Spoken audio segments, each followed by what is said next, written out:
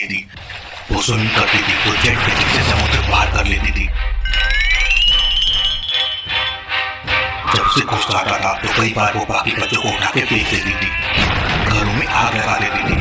रजनी को समझ नहीं आता था कि वो ये ऐसा कैसे कर लेती है। वो बाकी बच्चों से अलग क्यों है। उसके दोस्त और बाकी बच्चे रजनी से दूर रहने लगे थे। रजनी एक कुटिया में एक अम्मा के साथ रहती थी। रजनी बचपन से ऐसी नहीं थी। रजनी जब पैदा हुई थी तो वो नॉर्मल लड़की थी।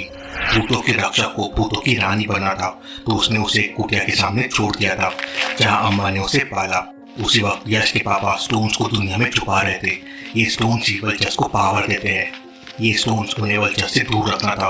वो छुपते छुपाते अम्मा के कुटिया के सामने पहुंच जाते हैं जहाँ उन्हें एक छोटी सी बच्ची पड़ी हुई दिखती है। वो अपनी शक्तियों से स्टोन को रजनी के अंदर छुपा देते हैं। अब ये चीज किसी को नहीं पता है कि एक स्टोन रजनी के अंदर छुपा हुआ है। रजनी की पावर उसी स्टोन से आती है और इसलिए वो इतनी पावरफुल है और अपने आप को कंट्रोल नहीं कर पाती। उठो रजनी, आज हम मेरे गुरु स्वामी कार्तिक से मिलने जाएंगे। वो तुम्हें मेडिटेशन करना सिखाएंगे, तुम्हें फोकस करना सिखाएंगे। रजनी और बीरू हिमालय की तरफ से निकल जाते हैं। प्रशांत ने भूतों को पूरा घेर लिया है। प्रशांत के शरीर में भूत समा जाता है और प्रशांत तरह तरह की हरकत करने लगता है। मेरे पिताजी वैद्य हैं, वो किसी को भी भूतों के आतंक से ठीक कर सकते हैं। मैं उन्हें नहीं छोड़ूंगा। प्रशांत अपने घर की तरफ रवाना हो जाता है। घोस्ट अंदर अपने घर में चले जाते हैं। स्टेडियम बंद हो जाता है। उधर यश अपने स्टेडियम तक पहुंच जाता है लेकिन स्टेडियम पूरा खाली था। कैसे मुझे बुलाया प्रशांत ने और गायब हो गया। यश को कुछ समझ में नहीं आता है और वहां से चला जाता है। यही प्रशांत अपने घर तक पहुंच जाता है। प्रशांत अपने बूढ़े पिता को उठा उठा कर पटकने लगता है। उसके पिता समझ जाते हैं कि इसके शरीर में गोश्त समा गए हैं। भस्मा पाउडर लेकर प्रशांत के ऊपर फेंक देते हैं और प्रशांत को होश आ जाता है। सॉरी पिताजी, ये घोस्ट ने मुझसे करवाया है। अपने पिता के पैरों में गिर जाता है और उसे माफी मांगने लगता है। मुझे भी ये शिक्षा चाहिए, आपसे ये सीखना है। इधर यश और प्रिंस दोनों बैठकर बातें कर रहे थे। ये शक्तियाँ मुझे मेरे पापा से मिली है। 5 स्टोन्स मिलने के बाद मैं और शक्तिशाली हो जाऊंगा और वल्चर्स को खत्म कर दूंगा। वल्चर्स से लड़ने के लिए मैं भी तैयार हूँ। मेरे पापा का भी यही सपना था। तुम्हारे पापा की बुक तुमने पूरी पढ़ी है? नहीं, मैं जब बुक को खोलता हूँ तब बुक की चीजें बदल जाती है। मुझे जिन चीजों की जरूरत होती है मुझे वो बुक में मिल जाती है। मुझे तुम्हारी तलवार के बारे में जानना है। प्रिंस उसका तलवार खोलने के लिए अपनी बुक खोलता है। तो बुक में प्रिंस को उसके पूर्वजों की पूरी कहानी मिलती है। उसके दादाजी शिव के बहुत बड़े भक्त थे। उनके राज्य में भूतों ने हमला कर दिया था। तरफ से भूतों के पास पावर थे और ये नॉर्मल इंसान थे। भूतों के सामने ही कुछ नहीं कर पा रहे थे। भूतों ने उनकी पूरी सेना को मार दिया और धीरे धीरे उनके पूरे राज्य को हत्या लिया। वो कुछ नहीं कर पाए और वहाँ से भाग गए। पहाड़ियों की चोटी पर चले गए थे। भाग के सीधा हिमालय की चोटियों में गए के साथ जाकर वहाँ पे और शिव भगवान की भक्ति करने लगे। कई साल निकल गए लेकिन उन्होंने तपस्या नहीं छोड़ी। उनकी तपस्या से खुश होकर शिव जी ने अपने त्रिशूल की एक शक्ति उस तलवार में डालकर प्रिंस के दादाजी को दे दी थी। वो तलवार लेकर दादाजी वापस गए और भूतों से फाइट की। ये तलवार ना सिर्फ भूतों से फाइट कर सकती है बल्कि उनकी शक्तियाँ अपने अंदर भी ले सकती है। जैसे जैसे वो भूतों से लड़ते गए वो तलवार और शक्तिशाली होती गई और पूरी भूतों की सेना की शक्ति उस तलवार में ले ली और उनकी पूरी सेना को हरा दिया। जब से ये तलवारों की फैमिली एक के बाद एक सबको मिल रही है और सभी कोस से लड़के उनके राज्य को सुरक्षित रखते हैं। वाओ, तुम्हारे दादाजी तो बहुत बड़े फाइटर होंगे। मेरे दादाजी नहीं बल्कि मेरे पापा भी बहुत बड़े फाइटर थे। जलचस की आर्मी को उन्होंने एक बार अकेले ही हरा दिया था। जलचस? क्या तुम जलचस के बारे में जानते हो? हाँ, लेकिन उसे कैसे मारा जाए यह नहीं पता है। मेरे पिता की किताब में हर गोश्त से लड़ने और उन्हें मारने की तरकीबें लिखी है। बुक मिल जाता है जिसमें जलचस के ढूंढने का एक तरीका था जिसमें जलचस को मारने का तरीका था। इसमें लिखा है जलचस को मारने के लिए उसे पहले फ्रीज करना होगा। अगर वो बर्फ बन जाए तो फिर फायर से उसे मार सकते हैं। अभी समझ आया उस दिन आइसक्रीम फैक्ट्री में जलचस भाग क्यों गया था। मैं मेरी तलवार से फायर निकाल सकता हूँ लेकिन जलचस को बर्फ कैसे बनाया जाए? ये अनादि कर सकता है। उसके पास भी वाटर को कंट्रोल करने की पावर है। वो पानी के साथ कुछ भी कर सकता है। अब अनादि को कैसे बुलाया जाए? इतना सोच ही रहता तभी वहाँ साधु आ जाते हैं। अनादि खतरे में है। जलचर उसको मारने की बार बार कोशिश कर रहा है। तुम्हें उसे बचाना होगा। लेकिन मुझे अनादि मिलेगा कहाँ? गंगा नदी के तट पर पहुंच जाओ, वहीं तुम्हें अनादि मिलेगा। प्रिंस और यश जैसी बाइक में बैठ के गंगा नदी की तरफ निकल पड़ते हैं। रजनी और वहीं वीर रजनी और वीर के लिए हिमालय की उन चोटियों में पहुंचना आसान नहीं है, जहाँ स्वामी कार्तिकेय रहते हैं। वहाँ पहुंचने के लिए कोई रास्ता नहीं है, बस सच्चे दिल से चोटी की तरफ चलते जाओ। जब तुम सच्चे दिल से तपस्या के साथ तपस्या करके चले जाओगे, तुमको अचानक रास्ता ही मिलता जाएगा। रजनी, जब तक तुम सच्चे दिल से स्वामी जी को याद नहीं करोगी, हम वहां नहीं पहुंच पाएंगे। रजनी को चलने में दिक्कत हो रही थी। एक एक करके बर्फीली हवाएं बढ़ती जा रही थी और घोस्ट वहां पे अचानक हमला करने लगते हैं। फिर पॉज करके मार रहा था एक एक कर को।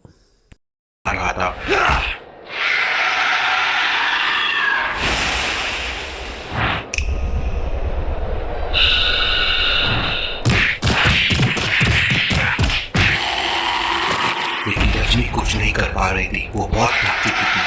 फिर इतने सारे हो जाते हैं कि वीर भी उन्हें पौध नहीं वीर भी कमजोर पड़ने लगता है। रजनी की शक्ति वापस आने लगती है, बंद करती है और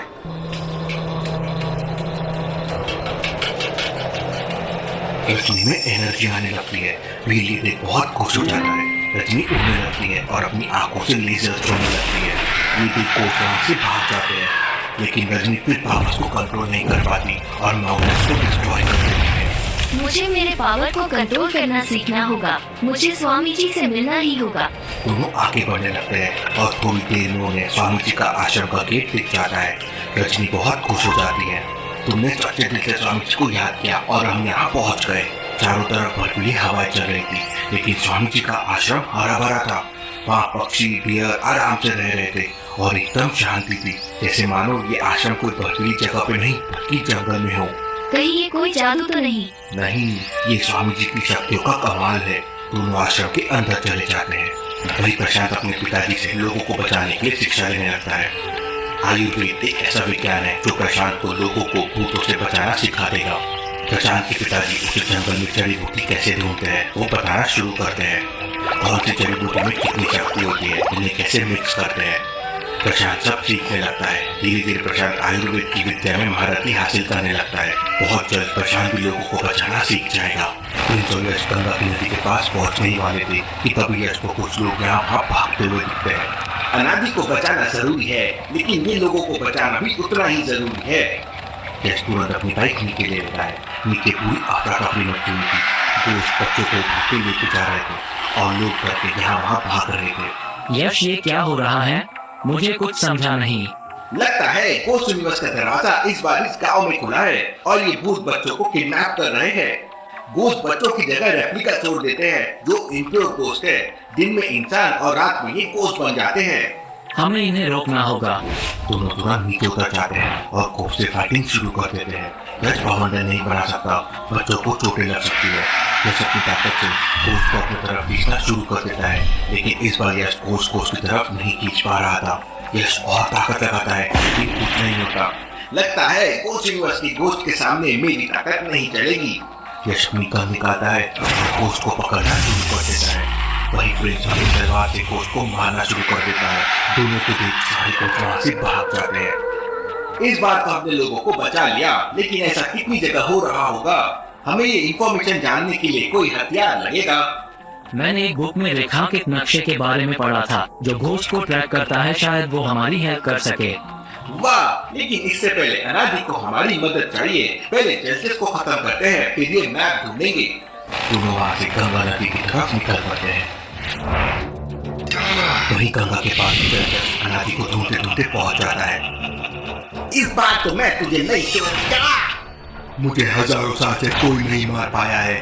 मैं धरती पे कब्जा करके वल्चर का सपना पूरा करूंगा।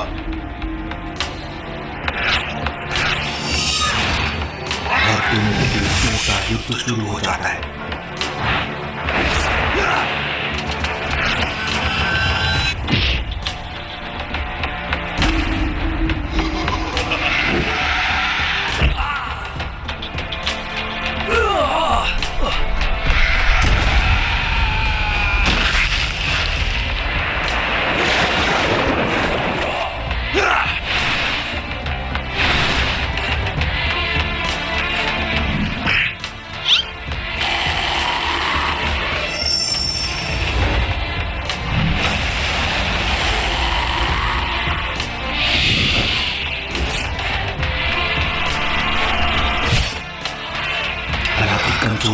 जाता है। अनादि वहां से गायब होने की कोशिश करता है, लेकिन वो कमजोर हो गया था।